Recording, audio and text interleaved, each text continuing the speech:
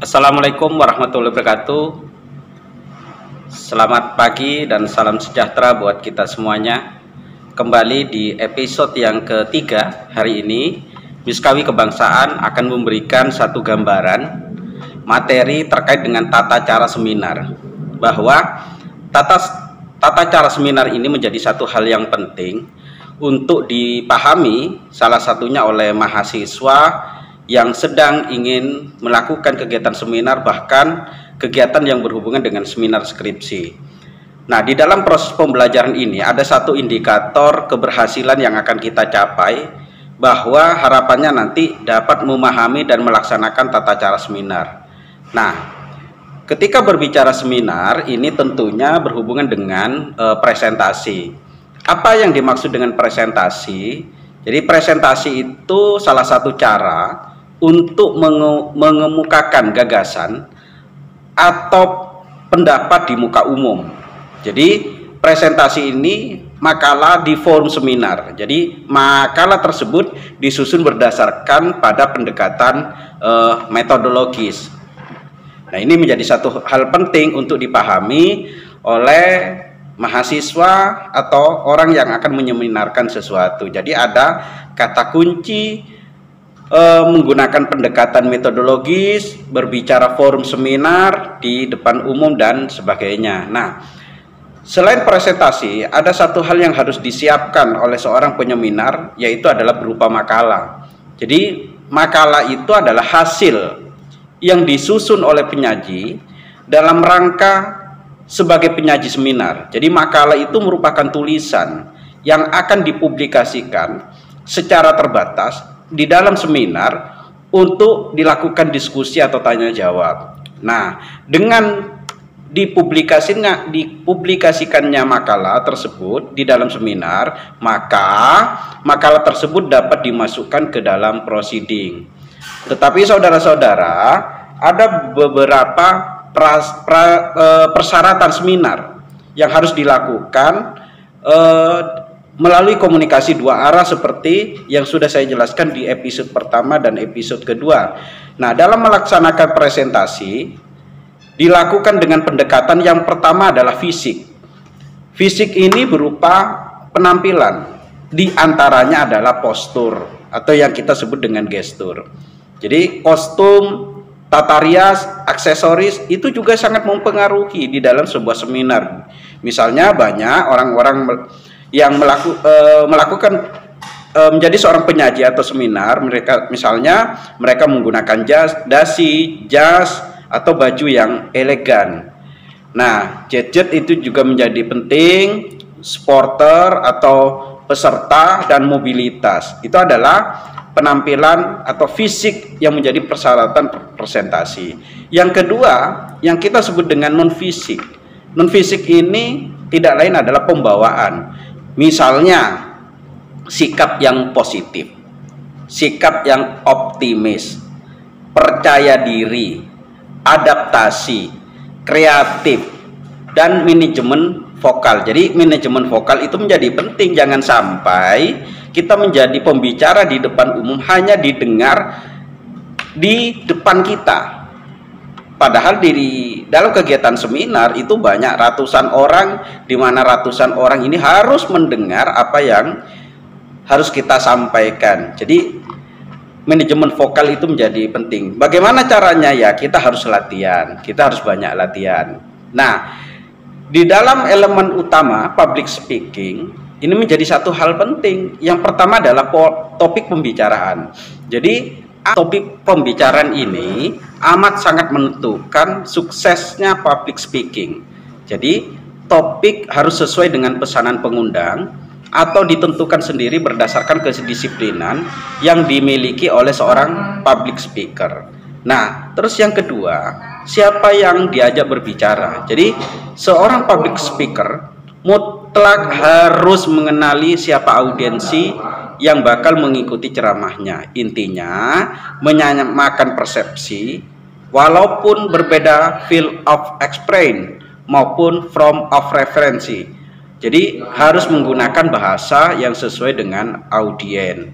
Nah, yang ketiga, susunan pembicaraan. Tentu dimulai dengan pembukaan termasuk greeting, kemudian memasuki inti pembicaraan dan diakhiri dengan penutup. Nah, jadi materi pembicaraan ini harus dibuat sesuai dengan topik yang ditentukan, yang dimungkinkan diadakan sesi tanya jawab dengan audiens. Jadi guna menyamakan persepsi. Nah, di dalam utama public speaking ada elemen pendukung. Di antaranya adalah gestur yang seperti yang sudah saya jelaskan sebelumnya. Jadi gestur ini merupakan gerakan bagian anggota badan untuk mendukung penampilan, misalnya tangan, mata, mimik muka. Jadi gestur ini menjadi satu hal yang penting. Yang kedua adalah body language. Mirip dengan gestur, namun lebih dimaknai dengan penegasan suatu arti, misalnya menggelengkan kepala, tanda tidak sepaham. Nah, ini menjadi satu hal yang penting. Yang ketiga adalah intonasi. Jadi intonasi ini berkaitan dengan lagu kalimat untuk menunjukkan tujuan tertentu. Bahasa mudahnya itu yang kita sebut dengan istilah penekanan. Jadi ada kata-kata yang ditekankan untuk menyampaikan apa atau ada misi tertentu di dalam sebuah kalimat itu. Yang kedua adalah power voice. Nah, power voice ini adalah erat hubungannya dengan jumlah audiens serta dukungan dengan peralatan elektronik. Nah, yang kelima disebut dengan phrasing. Bagaimana melakukan pemenggalan kata atau kalimat untuk menyampaikan pesan. Jadi ada kalimat pemenggalan kata. Nah, yang keenam bicara frame. Jadi frame ini tentukan topik pembicaraan dari referensi hal-hal yang akan kita jadikan inti penyampaian pesan. Ini menjadi satu hal penting. Nah, yang ketujuh adalah spring, pembentukan kata atau kalimat yang berisi pesan utama di dalam menyusun kalimat serta mudah dimengerti oleh audiens. Nah, jadi ada 7 elemen pendukung yang harus dipahami oleh seorang yang akan menjadi penyaji. Nah, yang selanjutnya di dalam melakukan seminar, seorang penyaji itu harus memahami misalnya bahan tayang. Jadi bahan tayang ini tidak lain yang pertama berbicara dasar penggunaan media untuk melakukan presentasi. Jadi penggunaan desain yang konsisten, hal ini bisa dilakukan dengan menggunakan slide master, sehingga layout, form, bulletin, dan animasi pergantian slide menjadi konsisten hingga akhir presentasi. Ini menjadi satu hal yang penting yang harus dipahami oleh seorang penyaji.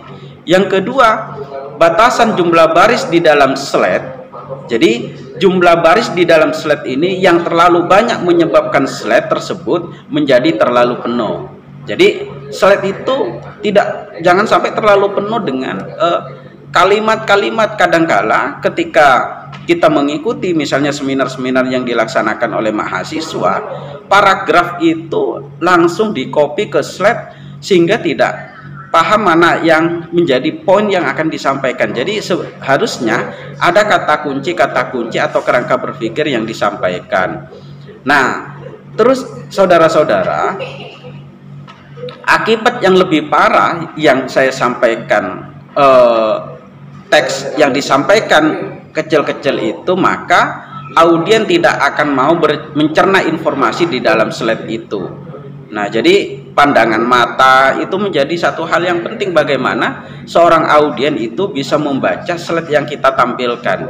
Jadi jangan sampai poin-poin pokok yang ada di dalam setiap slide kemudian adalah yang harus mengembangkan dan membuih ketika melakukan presentasi. Nah, selanjutnya adalah mempergunakan warna teks dan latar belakang yang kontras sehingga keterbacaannya tinggi. Ini harus dipahami. Misalnya backgroundnya warna kuning, tulisannya warna putih. Nah, ini sangat kurang dipahami oleh peserta. Misalnya yang bagus, misalnya backgroundnya warna hitam, tulisannya warna putih. Jadi terlihat kontras. Nah, yang ketiga, hindari penggunaan animasi atau sound effect yang glamour. Apa yang dimaksud?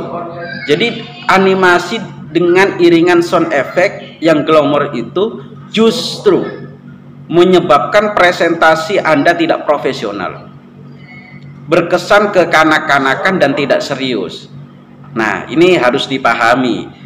Yang selanjutnya adalah pertimbangan untuk membuat tombol-tombol yang langsung menghantarkan pada slide tertentu, sehingga bisa melompat maju atau mundur tanpa harus melewati slide demi slide. Hal ini seringkali diperlukan. Nah, ini menjadi satu hal yang penting. Yang selanjutnya adalah satu gambar memberikan puluhan kali lipat informasi. Jadi saya ulang, satu gambar memberikan puluhan kali lipat informasi. Oleh karena itu, jika memungkinkan ditampilkan secara grafis, akan lebih baik ditampilkan secara grafis, misalnya berupa tabel, skema, dan lain-lain. Yang terakhir adalah jika terlalu sering teks saja yang ditampilkan, berikan gambar-gambar ilustrasi yang sesuai untuk membumbui presentasi saudara. Jadi tidak semuanya di dalam slide itu berupa tulisan. Buatlah sesuatu slide yang menarik, misalnya ada gambar-gambar atau diselingi video. Nah, itu menjadi satu hal yang penting. Nah, saudara-saudara, saya kira itu langkah-langkah persiapan seminar yang harus dipahami oleh seorang penyaji atau seorang yang akan menjadi narasumber. Jadi kesimpulannya adalah persyaratan presentasi atau teknik presentasi serta bahan tayang sebagai daya dukung keberhasilan suatu seminar. Jadi saya ulang lagi, yang menjadi suksesnya keberhasilan suatu seminar itu didukung oleh makalah, persyaratan presentasi, teknik presentasi, serta bahan tayang yang baik, yang maksimal. Saya kira itu yang dapat kami sampaikan. Dan kita bertemu di episode selanjutnya yang materinya yang berhubungan dengan pengelolaan diskusi. Saya kira itu yang bisa saya sampaikan. Saya ucapkan terima kasih. Miskawi kebangsaan. Salam sejahtera.